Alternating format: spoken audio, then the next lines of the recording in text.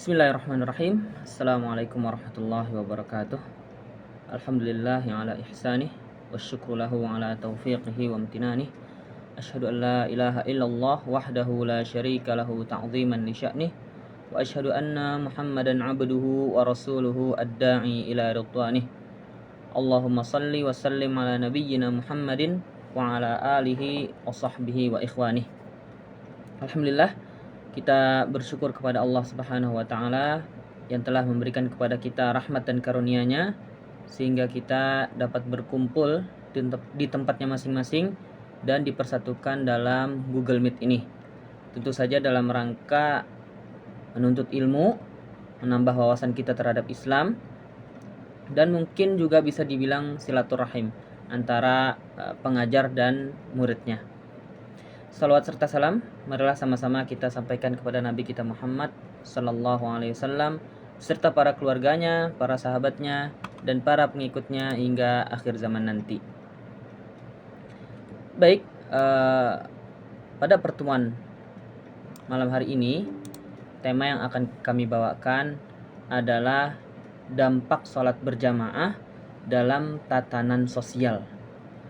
Sebenarnya ini adalah tema yang cukup unik bagi saya pribadi karena ada berat aja gitu rasanya.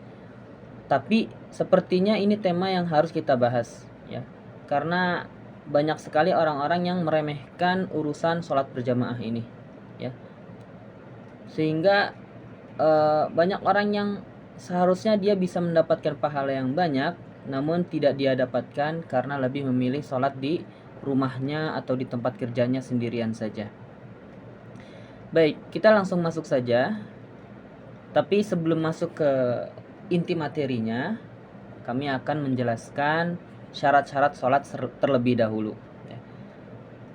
Ada yang namanya syarat sholat dan ada yang namanya rukun sholat. Perbedaan di antara keduanya adalah syarat sholat harus sudah dikumpulkan atau harus sudah dilaksanakan sebelum orang tersebut sholat. Ya. Jadi apa yang dibutuhkan seseorang untuk sholat itu namanya syarat sholat. Tetapi rukun sholat adalah hal-hal atau kegiatan yang dilakukan ketika sholat tersebut. Nah, baik, kita masuk ke syarat-syarat sholat. Syarat sholat yang pertama yaitu beragama Islam. Ya, beragama Islam. Orang yang bukan Islam atau orang kafir, maka dia tidak sholat. Atau jika dia sholat, dia tidak memenuhi syarat karena dia bukan seorang muslim, dia tidak beragama Islam. Maka walaupun dia sholat nanti, maka amalannya sia-sia, dia tidak mendapatkan pahala apapun. Yang kedua, syarat sholat adalah berakal. Ya. Berakal maksudnya di sini adalah lawan dari kata hilang akal tersebut. Hilang akal seperti orang yang ODGJ atau gila, atau orang yang sedang tertidur, itu juga termasuk hilang akal ya, walaupun hilang akalnya sementara. Dan juga orang yang pingsan ya.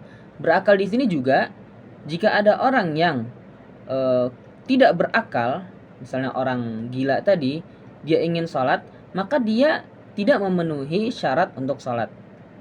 Dan jika pun dia sholat, maka dia tidak mendapatkan pahala karena dia tidak masuk dalam syarat sahnya sholat. Ya. Lalu yang ketiga adalah tamyiz. Tamyiz maksudnya adalah seorang anak yang masuk ke masa remajanya, atau bisa kita sebut dengan seorang anak yang sudah paham antara perbedaan antara kebaikan dengan keburukan. Ya. Dan batasnya tamyiz itu adalah 7 tahun. Ya, maka Rasulullah SAW bersabda dalam salah satu hadisnya yang bermakna, suruhlah anak-anak kalian untuk sholat di usia 7 tahun. Ya, jadi anak yang sudah berumur 7 tahun harus sudah diajarkan sholat, bahkan harus disuruh untuk sholat. Dan pukullah dia ketika dia udah masuk 10 tahun. Maksudnya apa? Kalau si anak ini udah umur 10 tahun ke atas, namun dia tidak sholat dengan keinginannya sendiri, maka dipukul. Kamu sholat. Tapi tentu saja bukan dengan pukulan yang menyakitkan atau meninggalkan bekas. tapi dengan pukulan yang memberi peringatan. Ya, jangan sampai juga kita sebagai orang tua menyakiti anak kita karena tidak mau sholat. Berikutnya, syarat sahnya sholat yang keempat, yaitu tidak berhadas atau hadasnya sudah terangkat. Hadas ada dua, yaitu hadas besar dan hadas kecil. Ya, hadas besar seperti sudah melakukan hubungan suami istri atau perempuan yang selesai haid, itu namanya hadas besar. Cara menghilangkannya atau cara mengangkat hadas besar yaitu dengan cara mandi junub atau mandi wajib. Adapun yang hadas yang kedua yaitu hadas kecil. Hadas kecil ini adalah hal-hal yang dilakukan yang jika kita sudah berwudu lalu melakukan hadas kecil ini maka batal wudunya. Ya, seperti buang air kecil, buang air besar, apapun yang keluar dari dua jalur, yang depan atau yang belakang, maka setelah kita mengeluarkannya kita dalam keadaan hadas kecil. Dan cara menghilangkan hadas kecil cukup dengan berwudu, sebagaimana wudu yang maklum, yang ma'ruf kita ketahui. Lalu syarat sah salat yang kelima adalah bersih dari najis. Bersih dari najis ini dalam 3 hal, ya. Kita tidak boleh terkena najis di badan kita, di pakaian kita, dan juga di tempat kita sholat atau beribadah tersebut. Ya, harus sudah dihilangkan dulu najis-najisnya. Yang ke-6 yakni menutup aurat. Ya, menutup aurat pun ada batasan-batasannya. Untuk laki-laki maka auratnya dari pusar sampai ke lututnya. Maka seorang laki-laki kalau mau sholat harus menutupi area tersebut. Dan tentu saja semakin tertutup dia pakai jubah atau pakai kemeja atau pakai pakaian yang panjang maka itu lebih baik. Pakai peci juga lebih baik. Ya. Adapun batas auratnya perempuan ketika sholat adalah seluruh tubuhnya harus tertutupi kecuali 2 bagian, yaitu telapak tangannya dan wajahnya ketika sholat. Adapun bagian tubuhnya termasuk kaki ya harus ditutupi. Maka perempuan yang sholat harus pakai kaos kaki atau jilbab bawahnya itu dalam posisi apapun dia tetap menutupi kakinya. Lalu yang ke-7 ya, syarat sholat adalah sudah masuk waktunya. Maka kalau kita tahu sholat zuhur itu jam 12, maka tidak boleh sholat zuhur sebelum jam 12. Kita tahu sholat subuh jam 5 pagi, maka sebelum jam 5 pagi tidak masuk waktu subuh. Ya, waktu sholat sudah ditentukan, udah ada waktu-waktunya. Kalau misalnya kita pakai sistem bayangan kita bisa mempelajarinya, tapi kita sudah di zaman yang modern ini, kita sudah mudah dalam mengetahui waktu-waktu sholat. Kita bisa melihat di HP, atau kita bisa melihat atau kita tentu saja bisa mendengar azan dari masjid. Lalu syarat sholat yang ke-8 yaitu menghadap kiblat. Ya, menghadap kiblat. Kiblat kita di mana? Kiblat kita di Ka'bah di kota Makkah, Arab Saudi. Ya, kalau kita mengetahui kiblat kemana, kita bisa ngelihat di HP misalnya ada kompasnya kan arah kiblat, maka kita harus harus sholat menghadap arah tersebut. Jangan kita ngide cari-cari arah yang lain, tidak boleh. Ya, kiblatnya ke sini, ke depan sini, kita malah pengennya ke samping, maka sholatnya tidak sah. Dan syarat sholat yang terakhir yang sangat menempel dengan sholat itu sendiri yaitu niat. Ya, dan niat ini cukup disebutkan atau cukup berada di dalam hati saja, saya mau sholat. Ya, tidak perlu dilafazkan. Ya. Dan niat pun harus jelas. Ya, jangan sampai kita sholat itu karena orang lain. Jangan sampai kita sholat karena ingin dipuji orang lain. Ya, atau kita sholat karena ada ancaman dari orang lain. Ya, kalau kamu nggak sholat saya pukul kamu misalnya. Akhirnya sholatnya bukan karena keinginan pribadi, bukan karena niat pribadi, tapi karena orang lain. Maka harus luruskan niatnya ketika sholat. Lalu kita masuk ke pembahasan inti kita, yaitu judulnya dampak sholat berjamaah dalam tatanan sosial. Ini disclaimer dulu ya, bahwa materi yang saya buat atau materi yang saya tulis ini sifatnya berupa teori. Sifatnya berupa teori.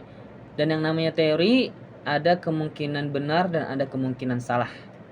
Dan jika audiens atau para pendengar nanti mendengar ada kesalahan dalam materi yang saya bawakan, boleh lapor ke saya secara pribadi atau nanti tulis di komen di YouTube nanti. Baik. Pernah gak sih kita bertanya, mengapa di dalam Al-Quran kita diperintahkan untuk mendirikan sholat? Ya. Kalimat di Al-Quran itu, perintah mendirikan sholat adalah wa aqimus sholah. Aqimus sholah menggunakan fi'il amr atau kata kerja perintah. Dirikanlah sholat. Dan kita tidak ada di dalam Al-Quran perintahnya mengerjakan sholat, tidak ada. Ya. Tidak if'alus sholah atau i'malus sholah, tidak ada. Tapi yang ada hanyalah aqimus sholah, dirikanlah sholat. Kenapa demikian? Kenapa kita tidak diperintahkan untuk mengerjakan sholat tetapi mendirikannya? Nah, dalam istilah bahasa Indonesia, kata mendirikan sama fungsinya dengan membangun. Ya. Ada kalimat seperti mendirikan masjid, maka sama dengan membangun masjid. Mendirikan pondok pesantren sama dengan membangun pondok pesantren. Oleh karena itu, hikmah dari perintah mendirikan sholat yaitu membangun sifat-sifat yang berada di dalam sholat tadi ke dalam kehidupan sehari-hari. Ya. Dan andaikan kalian tahu, dengan mendirikan sholat secara benar, kita dapat membangun lingkungan kita menjadi lebih baik. Bahkan bukan hanya dalam lingkup lingkungan saja, mungkin sholat kita yang benar dapat membangun negeri ini secara lebih luas lagi. Dapat membuat negeri ini lebih baik mulai dari sholat berjamaahnya. Apakah bisa seperti itu? Bagaimana kira-kira caranya? Yang pertama, kita kaum muslimin, khususnya laki-laki, diperintahkan untuk sholat berjamaah di masjid. Ya. Tidak ada satupun alasan yang membolehkan seorang lelaki sholat di rumahnya saja sendirian, atau sholat di kantornya, atau sholat di tempat yang hanya dia sendiri saja, kecuali ada uzur yang jelas, kecuali dia punya alasan syar'i mengapa dia tidak bisa sholat berjamaah. Misalnya seperti kondisinya dia sedang sakit, yang sakitnya ini cukup parah sehingga menyulitkannya untuk berjalan ke masjid, atau kondisi cuaca yang sedang buruk seperti hujan deras yang turun, sehingga dia kalau misalnya dia keluar walaupun pakai payung dia akan basah kuyup, ya, maka dia boleh sholat di rumah saja. Atau dia sedang dalam perjalanan, selain pakai bus, transportasi umum, sehingga dia tidak bisa leluasa berhenti di masjid dalam waktu sholatnya. Atau yang pernah kita alami semuanya di masa COVID-19 kemarin, ya, masjid-masjid tidak bisa kita sholat di sana, sehingga kita semuanya sholat di rumah. Nah, itu termasuk uzur yang syar'i. Oleh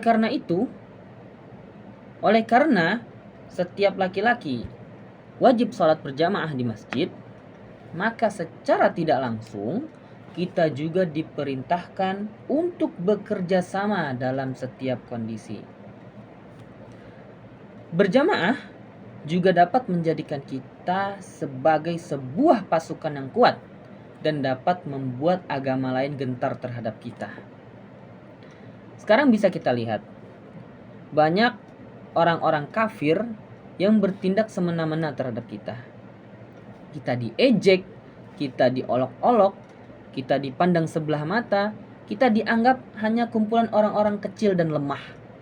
Padahal kalau di dalam negara kita sendiri, kita mayoritas, ya. Hampir 90% penduduk Indonesia adalah Islam, Muslim. Tetapi entah kenapa, sepertinya orang-orang kafir ini bisa leluasa aja di atas kita. Lalu, mengapa hal itu bisa terjadi? Kok bisa nih orang-orang kafir ini kayak songong banget sama kita? Ya. Itu terjadi justru karena kesalahan kita sendiri sebagai umat muslim, yaitu kesalahan kita yang tidak mau bersatu, yang tidak mau berkumpul. Bagaimana caranya kita bisa bersatu dan ingin menjadi pasukan yang solid hingga membuat musuh-musuh Islam gentar kepada kita kalau tempat ibadahnya saja sepi? Misalnya di suatu masjid, ya, sholat berjamaahnya nggak sampai satu saf, itu pun udah tua-tua semua, ya kan. Lalu kegiatan pengajiannya hampir tidak ada rutinitas pengajian di malam ini atau malam itu, nggak ada, kosong aja. Dan juga tidak ada sistem regenerasi Islami dalam bentuk TPA atau TPQ yang mengajarkan generasi penerusnya untuk mencintai agama ini, termasuk untuk mencintai masjidnya sebagai tempat ibadahnya, ya. Jadi sholat berjamaahnya sedikit, pengajiannya nggak ada, TPA-nya nggak ada. Ini mau gimana bangsa ini ke depannya nanti, ya kan? Kita tidak sedang berbicara hal-hal yang berkaitan dengan kelompok-kelompok Islam dengan pemahaman yang berbeda. Saya sebagai pembicara di sini dan Anda yang sedang mendengar mungkin ada atau memiliki pemahaman yang berbeda dari beberapa aspek. Wajar saja, kita muslim ada banyak firqah-firqah atau pemikiran-pemikiran yang berbeda dari satu sama lainnya. Namun yang ingin saya sampaikan adalah karena kita sama-sama muslim, ya, dan tahu pentingnya sholat berjamaah dan juga tahu pahala sholat berjamaah lebih besar daripada sholat sendiri, maka ayo mari kita makmurkan masjid-masjid kita dengan kegiatan-kegiatan Islami di dalamnya. Kita buktikan kepada agama-agama lain bahwa kita adalah kaum yang kuat, bukan hanya dari individunya, tapi juga kuat dalam berkelompok. Yang kedua, ketika kita sudah tahu pentingnya sholat berjamaah di masjid, maka mulailah melangkah. Persiapkan diri kita menuju ke masjid setelah mendengar suara azan, dan tinggalkanlah pekerjaan duniawi kita untuk sementara. Lalu sudah dengar azan, sudah berjalan ke masjid, lalu iqamah, maka jamaah pun berbaris dan mendengarkan perintah imam untuk pertama kali. Apa itu? Banyak sebenarnya perintah imam yang disebutkan dalam berbahasa Arab, seperti sawu sufufakum fa inna taswiyatas sufuf min tamamis shalah, atau istaqimu wa'tadilu aqimus sufufakum fa inna taswiyatas sufuf min tamamis shalah, atau dan beberapa kalimat-kalimat dalam bahasa Arab lainnya. Tetapi artinya sama aja sebenarnya. Kalau kita bahasa Indonesia kan cukup satu ini sudah mewakili perintah imam dalam bahasa Arab lainnya, yaitu luruskan dan rapatkan shafnya. Luruskan dan rapatkan shaf. Kapan barisan sholat itu dikatakan lurus? Barisan sholat dikatakan lurus, ya, jika tumit kita berada pada garis yang sama. Anggap ini kaki, nah ini adalah tumitnya kan. Jika tumit kita dengan orang di sebelah kita sudah lurus, sudah sejajar, maka itu sudah disebut shaf yang lurus. Ketika tumit sudah lurus, tumit kita dengan orang di sebelah sudah lurus, maka mata kaki pun saling berhadapan, ya. Kalau mata kaki sudah saling berhadapan, maka poros tubuh para jamaah sudah berada dalam tempat yang sama. Benar-benar sejajar dia. Benar-benar sejajar. Nah, apa hikmahnya dibalik perintah Allah atau perintah imam untuk meluruskan saf, ya, yaitu menandakan bahwa lurusnya kita dalam saf adalah derajat kita sama di hadapan Allah Subhanahu wa Ta'ala, yakni sama-sama hambanya. Nggak ada yang lebih maju, tidak ada yang lebih mundur, tidak ada yang lebih mulia, tidak ada yang lebih hina. Semua kita sebagai manusia dan sebagai hamba Allah sama di mata Allah, ya. Yang membedakan hanyalah tingkat ketakwaannya, dan itu pun hanya Allah yang tahu. Ya, kita tidak bisa memandang seorang, wah dia ini lebih takwa kayaknya nih daripada orang itu. Kita tidak bisa. Cukup Allah saja sebagai penilai, dan kita urusi diri kita masing-masing. Dan itu tadi hikmah dari lurus. Lalu perintah rapat, yaitu merapatkan kaki dan bahu kita agar saling melekat antara kita dengan jamaah di sebelah kita, saling nempel, ya, agar tumbuh rasa saling mencintai dan menyayangi antar sesama muslim. Melekatnya kulit kaki kita dengan saudara kita menandakan bahwa kita itu dekat dan bersaudara. Semua muslim itu dekat dan bersaudara. Hasilnya, orang yang meluruskan dan merapatkan safnya dengan baik berarti dia mendengarkan dan menaati perintah imamnya. Seringkali kami lihat di masjid-masjid tempat orang sholat, banyak yang tidak paham akan hal ini. Imamnya bilang luruskan dan rapatkan shaf, tapi tidak dia periksa secara teliti. Maka makmumnya pun juga santai-santai aja. Ada yang maju dikit, ada yang mundur dikit, ada yang renggang jauh dari orang sebelahnya, nggak paham. Ya, berarti apa? Sudahlah pemimpinnya tidak becus dalam memimpin, makmumnya juga atau rakyatnya juga tidak mendengarkan perintah pemimpinnya dengan baik. Nah, kalau orang sudah lurus dan rapat mengikuti perintah imamnya dengan baik, berarti hal ini juga dapat diaplikasikan dalam kehidupannya sehari-hari. Jika perintah seorang imam sholat saja mampu dia kerjakan dengan baik dan benar, maka dia akan mudah melaksanakan perintah dari pemimpinnya yang lebih tinggi. Perintah presiden misalnya, perintah gubernur, perintah wali kota, bupati, baik dari tingkatan tertinggi maupun terendahnya bisa kita kerjakan. Ya. Maka jika kita melihat, ya, ada orang yang sering menghina dan mencaci pemimpinnya, baik dari tingkatan tertinggi sampai tingkatan terendah, itu menandakan bahwa ada kesalahan dalam sholat orang ini, walaupun hanya sebatas lurus dan rapatnya shaf. Karena itu tadi, kan, dengan perintah sekecil itu saja dia tidak mampu menjalankannya dengan baik. Maka apalagi perintah yang lebih besar dari kedudukan yang tertinggi. Orang yang masih suka mencaci maki pemimpin kemungkinan memiliki banyak kekurangan dalam sholatnya, baik dari segi niat, syarat, ataupun rukunnya. Ketiga, sholat harus menghadap kiblat, ya. Dan kiblat kita hanya satu, yaitu di Ka'bah yang ada di kota Makkah, Arab Saudi. Tidak boleh kita sholat menghadap ke arah lain ketika kita tahu di mana arah kiblat berada. Hikmah yang dapat kita ambil dari menghadap kiblat adalah tegaknya kepala kita menghadap ke arah yang sama, membuktikan bahwa kita adalah umat yang kompak dan tidak mudah terpecah belah. Dimanapun kita sholat, ya, di bumi manapun kita sholat, ya, di negara manapun kita sholat, tujuannya satu, kiblatnya satu, ya. Di Indonesia kita menghadap ke arah kiblat berdasarkan kompasnya, kita menghadap ke arah barat atau sekitar arah 290 derajat. Sementara di Madinah ini kita menghadap ke arah selatan, ya, karena Madinah kalau di peta itu letaknya lebih di atas daripada kota Mekah, ya.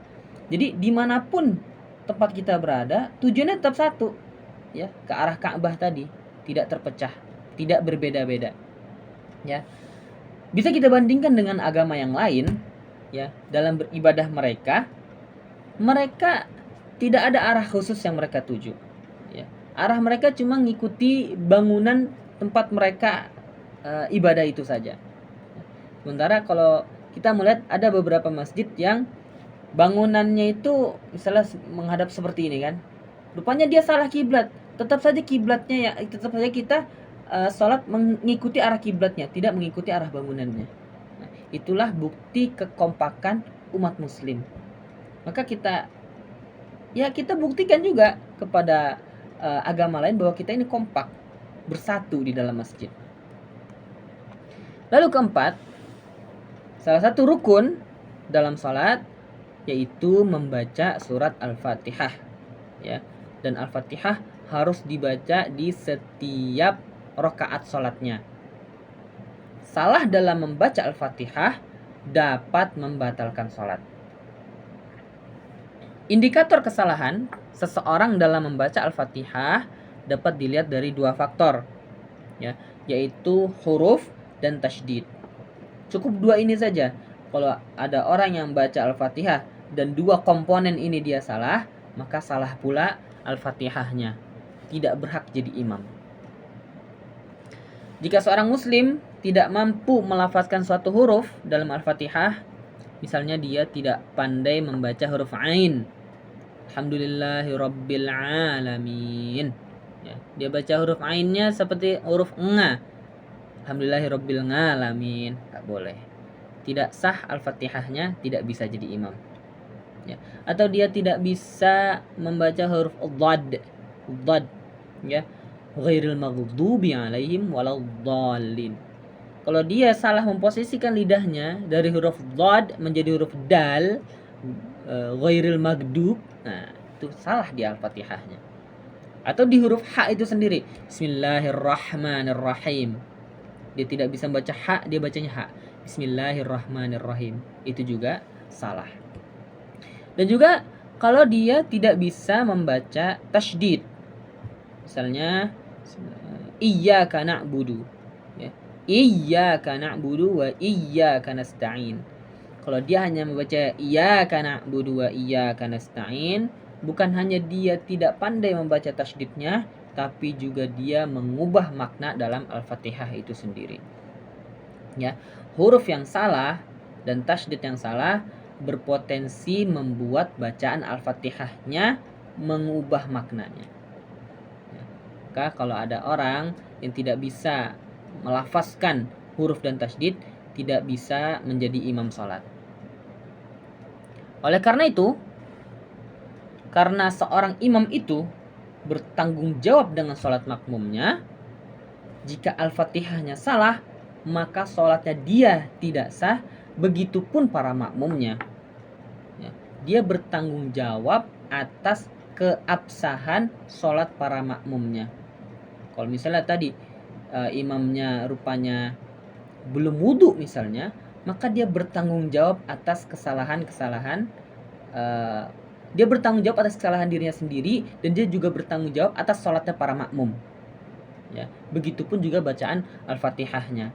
Maka kalau misalnya kita melihat ada masjid yang imamnya salah bacaan Al-Fatihahnya, mendingan mundur teratur, ya, mundur dari masjid tersebut, cari masjid lain, atau jadilah imam di masjid tersebut, ya, jadilah imam di masjid tersebut kalau kamu memiliki potensi untuk membaca Al-Fatihah dengan baik. Namun di sini hanya Al-Fatihah saja, ya. Kalau misalnya seorang imam bacaan Al-Fatihahnya sudah benar, tetapi bacaan suratnya masih salah-salah dalam makhrajnya, salah dalam tajwidnya, maka sholatnya masih sah. Tetapi tentu saja orang yang bacaannya lebih baik lebih berhak menjadi imam. Nah, disinilah kita sebagai masyarakat harus mengetahui, untuk memimpin sholat saja harus mempunyai kemampuan yang mumpuni dalam membaca surat, belum lagi ditambah dengan jumlah hafalan serta irama yang enak didengar. Apalagi untuk memimpin masyarakat yang lebih banyak dan terstruktur. Ya, banyak aspek-aspek yang harus diperhatikan dalam memilih seorang pemimpin, terutama masalah kepemimpinan diri dan keadilan yang dia miliki. Maka jadilah atau carilah pemimpin kita selayaknya kita mencari imam salat. Cari yang sudah berpengalaman, dapat berbicara yang baik, dan mencontohkan kebaikan dalam bermasyarakat. Kepemimpinan juga tidak selalu diukur dengan usia. Seorang remaja belasan tahun dengan bacaan yang baik dan hafalan yang banyak, dia lebih berhak menjadi imam salat daripada para sesepuh yang bacaannya berantakan dan juga tidak punya hafalan. Begitupun dalam kehidupan bermasyarakat kita. Misalnya ada pilihan untuk memilih antara yang muda atau yang tua, ya jangan langsung tiba-tiba pilih yang tua, tapi kita melihat kompetensi dari diri mereka masing-masing. Lebih cocok yang mana yang jadi pemimpin. Ya. Lalu yang kelima, kita tidak sholat kecuali pada waktunya, dan penanda waktu sholat kita adalah azan. Saat azan berkumandang, seorang muslim harus meninggalkan segala pekerjaan duniawinya demi menyambut panggilan Allah. Oleh karena itu pula, seorang muslim harus menjadi orang yang kompeten terhadap waktu yang dia miliki.